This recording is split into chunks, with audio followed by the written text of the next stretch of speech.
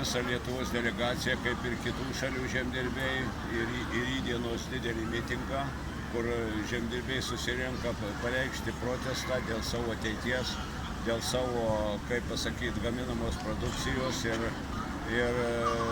tas vadinamas Mercosūras, kad galbūt reikia Europoje tik atsivežti iš džiunglių arba stepių tuos gyvulius ir nereikia auginti nei pieninių galvijų, nei mėsinių, nei grūdų, nieko nereikia. Tai vat, žemdirbiai, aš manau, pasakys, gaila, kad ES parlamentarai visi į Strasbūrą išvažiavę ir daugelis žadėjo, kad mes jau nelauksim iki 6.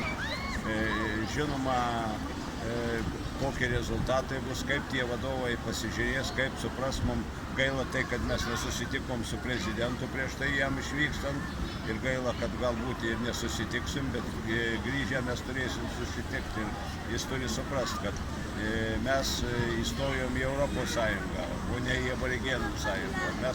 Mes turim gauti tokias pačias sąlygas, tos pačias išmokas kaip ir kitų šalių žemdirbiai, o mums nesuvienodino, o dar nori sumažinti. Ir tas sumažinimas 20% tų išmokų, tai šiandien žinom, kad ūkininkas tas pajamas dar gauna didesnės, ta sąlyga, kad gauna išmokas, o jeigu negaus išmokų, tai, kaip pasakyti, ir gaminti.